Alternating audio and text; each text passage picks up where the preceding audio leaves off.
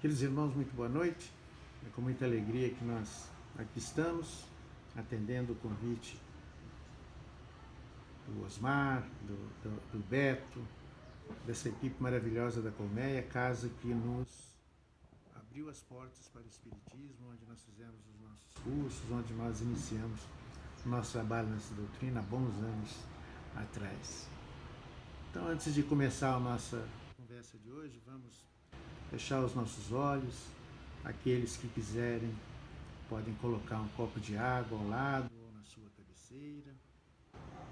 E vamos abrir nossa mente e o nosso coração para receber todas as intuições e todas as bênçãos possíveis nesse trabalho de hoje. Vamos agradecer as equipes de limpeza, as equipes de segurança que sempre preparam os locais para que esses trabalhos se desenvolvam. Agradecer a todas as equipes do plano espiritual que estão nesse momento trabalhando sobre a base física da Colmeia, sobre nossas casas, nossos lares.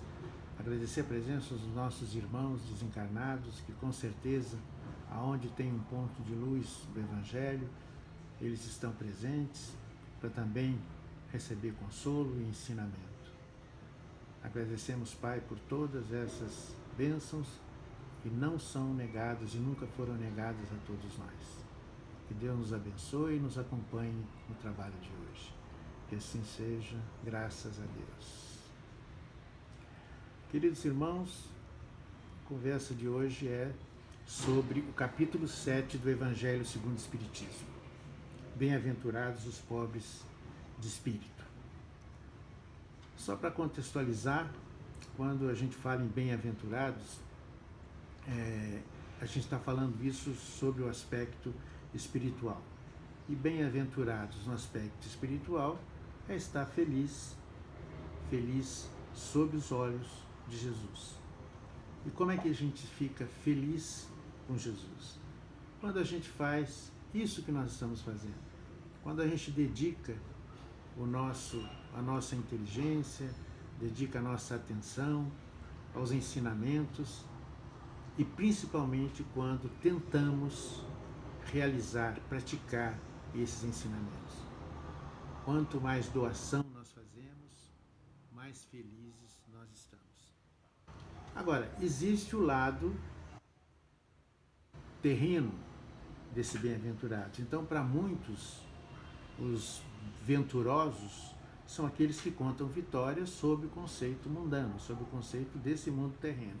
Então, aqueles que acumulam riquezas, que acumulam bens materiais, que acumulam vitórias e mais vitórias, sempre voltadas para esse lado mundano, terreno. E nem sempre a origem desses benefícios não é uma origem muito digna, não é? Então, esses afortunados de momento que não conseguem administrar, não conseguem conquistar com justiça, com amor, né? Não conseguem usufruir desses bens recebidos por empréstimo, né? Vão ter mais dificuldade para a sua evolução, para o seu caminho evolutivo, né? E aí vale a pena a gente olhar para dentro de nós e saber como é que nós temos tratado na condução dos recursos que nos é dado, né? Com a nossa saúde, com a nossa disposição, com o nosso conhecimento, com a nossa inteligência, com a nossa riqueza, né? Então, que nada disso se transforme através do egoísmo e da vaidade em algemas que vão nos atrasar na nossa evolução, não é? Quando Jesus diz depois pobre em espírito ou pobre de espírito, ele se refere diretamente aos humildes, aqueles que sentem o peso das necessidades de uma renovação, aqueles que sempre se reconhecem necessitados dos valores espirituais, aqueles que são despidos do espírito de ambição, são despidos de egoísmo, que têm humildade no coração, os simples, espontâneos, aqueles que aprendem a vida, aprendem com a vida e aprendem a doar para a vida tudo aquilo que tem de melhor, todo o amor que tem dentro de si. A mensagem de Jesus foi clara: Aprendei de mim, que sou humilde de coração. E quando Jesus diz, porque é deles o reino dos céus, ele coloca isso como um estado de alma. Então nós vamos conseguir atingir esse estado de alma quando nós tivermos o nosso equilíbrio realizado, quando nós tivermos a nossa verdade, o nosso amor no ponto certo para que isso se torne realidade. Com o nosso trabalho e, acima de tudo, com a nossa humildade, né? Respeitando a autoridade, sentando, como diz as passagens do Evangelho, sentando nos últimos bancos, não querendo ser o primeiro sempre, né? Não querer colocar as nossas ideias como ideias verdadeiras, impor as nossas ideias e os nossos pensamentos, respeitando sempre a ideia e o pensamento do outro. Sofrer resignado, porque nós sabemos que Deus é justo. Aceitar as nossas penas, os nossos sofrimentos, com resignação e com entendimento que o Espiritismo nos oferece. Como Paulo dizia, tudo dai graças. Então vamos dar graças às nossas dificuldades, porque é através delas que nós evoluímos. Aprender a doar, aprender a ajudar, porque nós precisamos de ajuda o tempo todo. Aprender a perdoar, porque diariamente nós precisamos de perdão. Então, o reino dos céus nós vamos atingir, esse estado de alma, quando nós tivermos tudo isso devidamente equilibrado. Tudo isso devidamente trabalhado dentro de nós. E a gente consegue, com certeza, fazer isso. Não é? É só a gente ter determinação, é a gente ir atrás de executar diariamente, exercitar diariamente os ensinamentos de Jesus. Chama um pouco a nossa atenção a importância, por exemplo, de você entender, conhecer o Velho Testamento para entender o Novo. Né? Isso também é um chamado que dá nesse capítulo. Por quê? Quando a gente fala em pobres de espírito, a gente vai reparar que no Velho Testamento já havia essa chamada por parte de Isaías. Então, no capítulo 66, Isaías diz o seguinte: assim diz o Senhor, o céu é meu trono, a terra o apoio dos meus pés.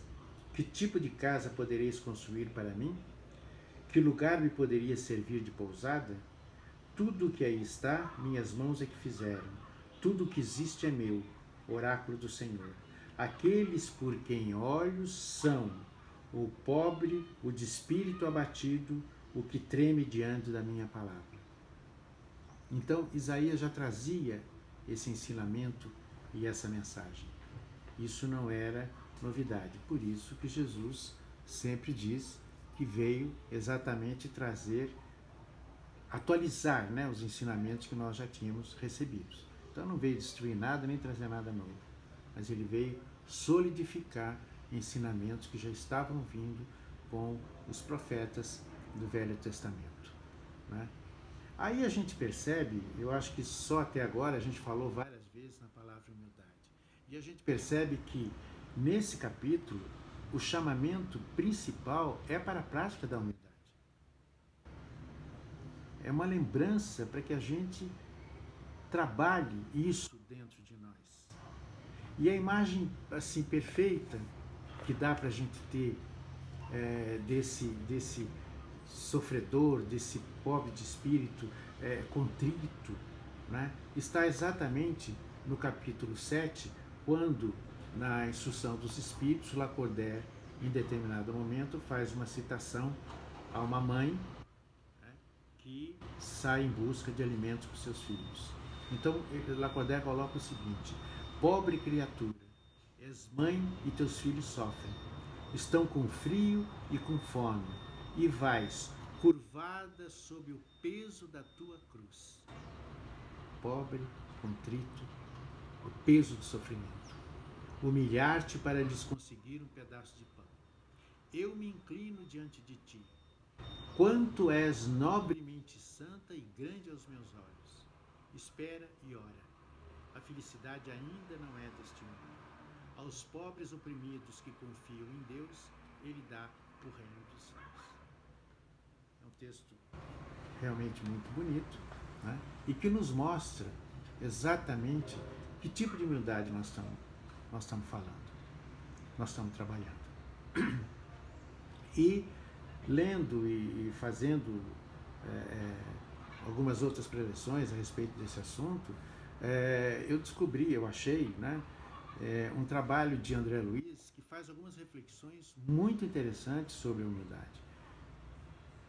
Muito interessantes. Principalmente para nós espíritas, né, com alguns chamados muito pertinentes a todos nós.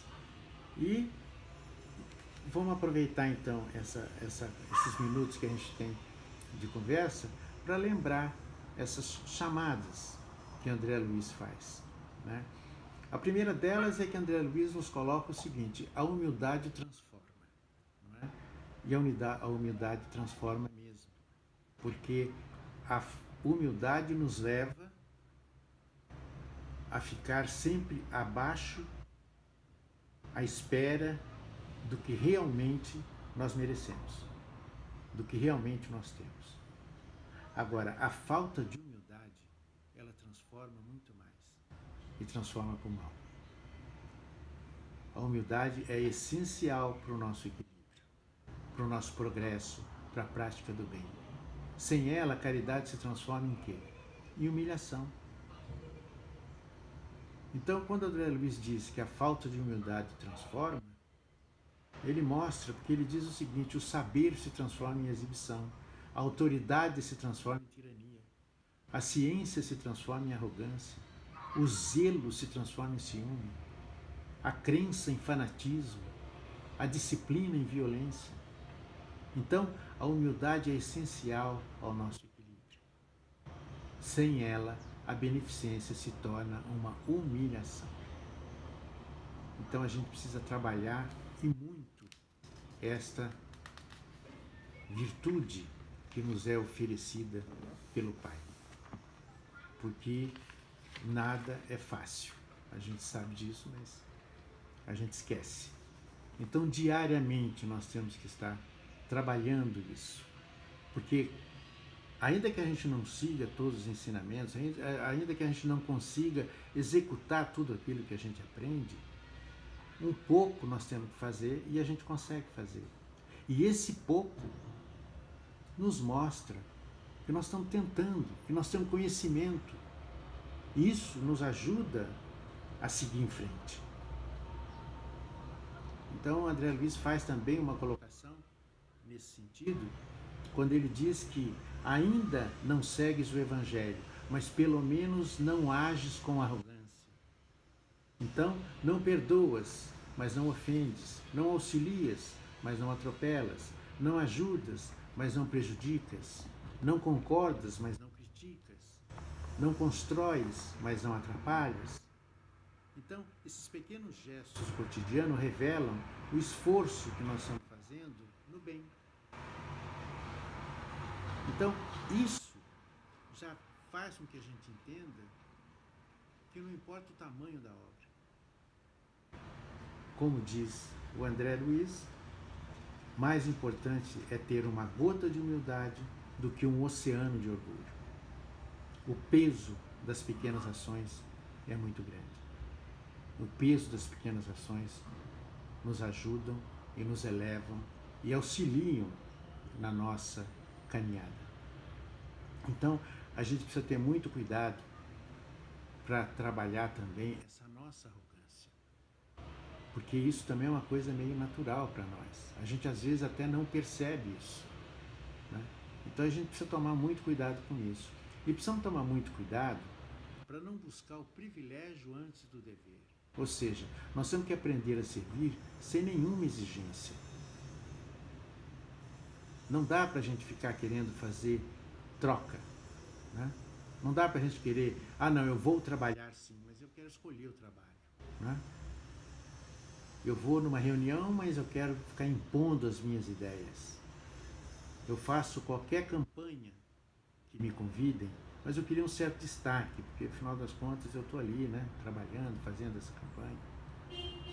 Dentro da casa espírita, a gente às vezes quer ocupar um espaço em vez de dividir o conhecimento, em vez de dividir tudo aquilo que a gente possa trazer de bagagem da nossa vida pessoal para dentro, que seja útil dentro de uma casa espírita. Então a gente vai às vezes para a casa espírita e já quer um cargo de diretoria. Então automaticamente nós somos assim. E é isso que nós precisamos combater. Porque senão fica cada vez mais difícil para nós. Então a gente está ligado, nós estamos ligados à causa do Evangelho, mas ainda não entendemos que a certeza de estar ao lado de Jesus é servir sem qualquer exigência. Jesus nunca fez exigência nenhuma para fazer todo o trabalho que ele fez. Ele deixou esse exemplo para nós, deixou essa mensagem para nós. Né? Então, a gente precisa tomar cuidado para, quando praticar a caridade, abandonar a exibição. Ninguém precisa saber o que nós estamos fazendo. Nós vamos prestar conta disso só nós e lá em cima. Não é? Tudo que a gente fizer de bem, fugir da ostentação, e tudo que a gente conseguir também com o nosso trabalho, com a nossa inteligência, com a nossa capacidade de se dispor a qualquer tipo de atitude, a qualquer tipo de trabalho, né? Que a gente não ostente isso, porque não há necessidade. Não há por que a gente fazer isso. Né? E que a gente seja o amparo da nossa família, mas descendo do pedestal. Ninguém precisa saber e a gente não precisa impor autoridade em cima disso. Não há necessidade. Né? Porque a gente sabe que nós gostamos de um aplauso, nós gostamos de estar sempre ali em primeiro lugar em tudo, nós gostamos de ser reconhecidos, do reconhecimento, mas é bom lembrar que um dia, quem nos chama a atenção para isso é André Luiz, Herodes detinha o trono no palácio suntuoso, mas o caminho, a verdade e a vida estavam com Cristo na cruz anônima. Então nós temos que entender bem essa mensagem. Não nos leva a nada, a falta de humildade, o egoísmo e a vaidade. Não nos ajuda em nada. A fé com orgulho é uma combinação perigosa, porque o orgulhoso acredita que Deus só vai acreditar nele também. Então isso é uma coisa que a gente precisa prestar muita atenção. Porque embora a incredulidade seja companheira da arrogância, né, a gente sabe disso, muitos orgulhosos se arvoram de deter para si só qualquer tipo de revelação. Revelação divina, revelação científica. Né? O orgulho é que faz isso. Então, a gente às vezes cultiva uma ideia religiosa, mas com muito fanatismo. Nós não precisamos disso e não devemos trabalhar dessa maneira.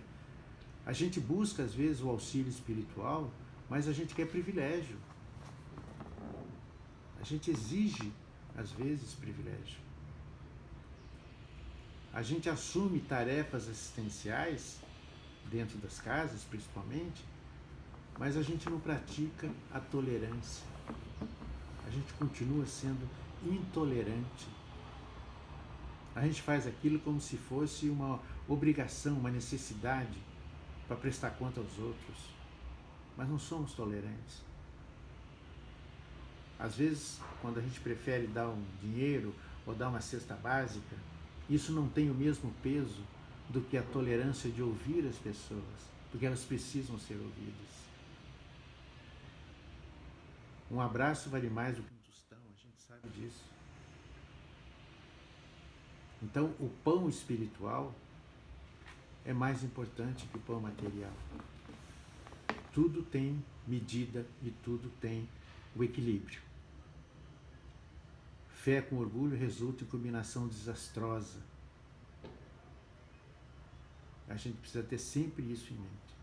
Trabalhar a nossa fé, mas diminuir o nosso orgulho. Não juntar as duas coisas.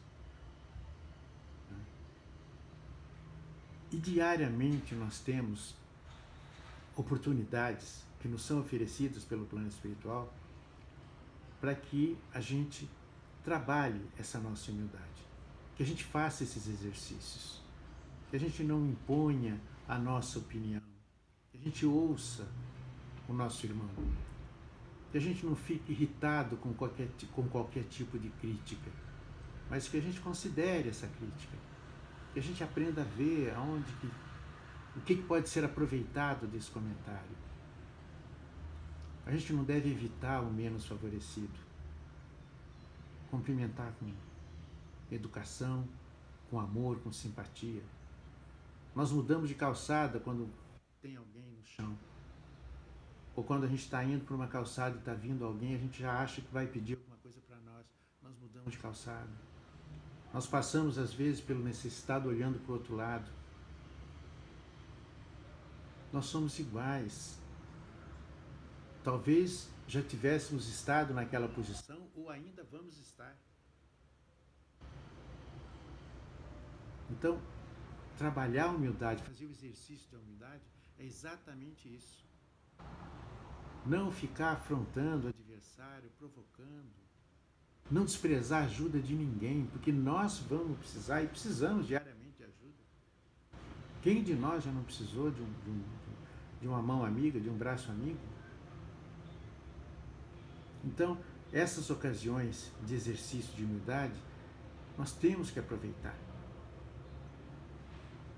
E não tenho dúvida que é muito mais difícil ser humilde o tempo todo. É claro, a gente não consegue ser humilde o tempo todo. Mas algumas vezes, se a gente conseguir contrariar o nosso orgulho, já vai ser ótimo para nós. Vai ser muito bom. Muito bom mesmo.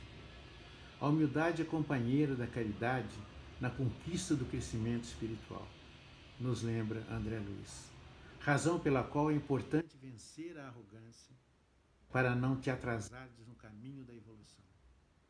Não é fácil mesmo ser humilde, mas ser orgulhoso é muito mais complicado. E se a gente parar para pensar, realmente é. Porque depois é que nós vamos ver os frutos e o resultado de ter trabalhado o orgulho e não ter trabalhado a nossa humildade. E Kardec e André Luiz faz um chamado muito pertinente a todos nós, quando ele pede respeito a Kardec. O que ele quer dizer com isso? A doutrina espírita sofre agressões a seus princípios em virtude da ação insensata de seguidores incautos. Nós, às vezes, damos brecha e abertura para essas críticas aos nossos princípios através de atitudes, de palavras, de exemplos mal colocados. Então, André Luiz cita que dirigentes rendem-se ao culto da personalidade e fogem ao bom senso, semeando aflição e insegurança no meio doutrinário. Intelectuais cultivam superioridade arrogante, constrangendo companheiros e embaraçando instituições. Voluntários nas atividades assistenciais trocam a humildade de servir com dedicação pelo orgulho de servidores exigentes, perturbando o trabalho solidário em favor dos necessitados. Médiuns curadores barganham a prece simples com recursos fluídicos pelo exibicionismo onipotente, prometendo curas impossíveis e desviando enfermos do tratamento correto. Irmãos situados nas áreas de pesquisa menosprezam as lições do Evangelho e deixam-se envolver pelas teorias científicas da época, úteis e preciosas, mas por natureza renováveis na marcha da evolução. Doutrinadores esquecem a palavra fraterna e consoladora, assumindo a posição de censores e dificultando a paz daqueles que lhes buscam orientação e socorro. Jovens interpretam a seu modo a transformação moral, seguindo condutas em desacordo com a realidade do espírito. Essas distorções nascem muitas vezes em centros de estudos respeitáveis, onde os adeptos fazem a leitura da codificação kardeciana, moldando-as às próprias ideias e apregoando conclusões incompatíveis com o princípio doutrinário. O espírita tem a liberdade de pensar o espiritismo e oferecer a colaboração de suas reflexões, mas deve respeito a Kardec. Então, olha que importante essa colocação do André Luiz. Nós, às vezes, criticamos outras doutrinas porque dizemos que eles fazem a interpretação do Evangelho conforme convém a eles. E, às vezes, nós fazemos isso com a interpretação que nós temos do nosso Evangelho. O Evangelho é aberto e a gente sempre diz que tudo que a gente diz nas preleções, nas aulas de aprendizes, nas palestras, deve ser consultado depois. Ninguém deve acreditar só naquilo que está vendo. Tem que pesquisar, tem que ler, tem que concordar ou discordar, mas sempre com respeito a Kardec. Nós não podemos sair de alguns princípios, nós não podemos distorcer algumas ideias e alguns princípios da nossa doutrina. Doutrina é essa que nós abraçamos, que nós estudamos, que nós temos aí uma literatura vasta, clara, né, para tirar as nossas dúvidas. Nós temos as casas, os nossos irmãos mais dedicados ao estudo do que nós, para a gente consultar. Então, a gente encerra esse nosso bate-papo exatamente com isso. Não esquecer do nosso respeito ao Kardec. Respeito à nossa doutrina. O capítulo do Evangelho, Ferdinando encerra dizendo que a gente não pode esquecer de que uma poderosa mão pode retirar tudo o que nos deu. Ou seja, tudo aquilo que Deus nos oferece, tudo aquilo que Deus nos dá por empréstimo, se nós não trabalharmos isso como deve ser trabalhado, pode nos ser tirado da noite para o dia, num piscar de olhos. E é isso então que nós devemos fazer. Então, meus irmãos, fica aqui essas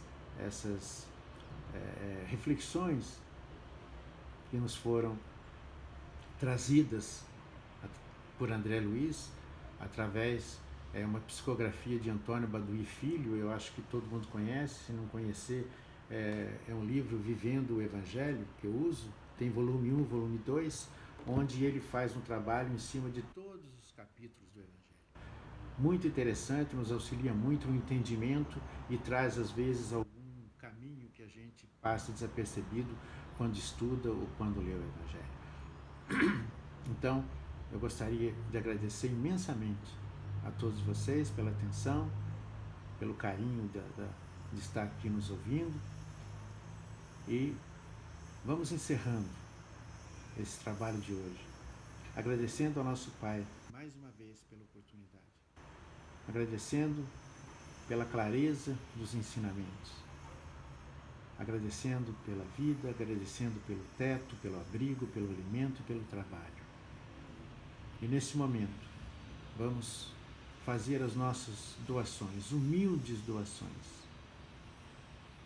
vibrando tudo aquilo que nós temos de melhor em nós, por todo o nosso planeta, por todos os nossos irmãos, por todos os países e povos que passam por necessidades, por guerras, por fome, por doenças, por todos os dirigentes mundiais, principalmente os nossos dirigentes aqui no Brasil, que possam ser intuídos à prática do amor ao próximo, que possam ser intuídos à fraternidade e que possam efetivamente solidificar o projeto de Brasil, coração do mundo, pátria do Evangelho.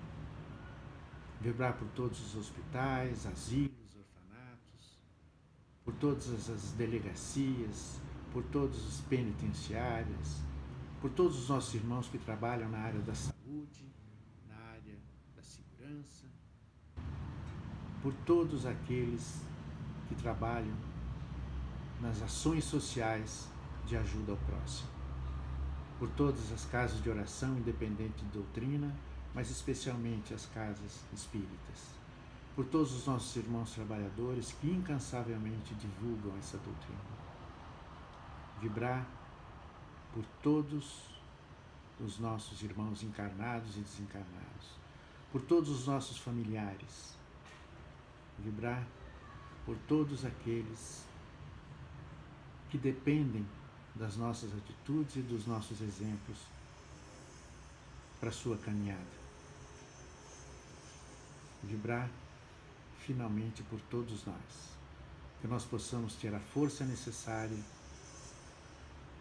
para seguir o caminho que nós escolhemos, de reforma íntima, de renovação e de ser um homem de bem, uma pessoa de bem, a caminho da companhia de Jesus e do nosso Pai.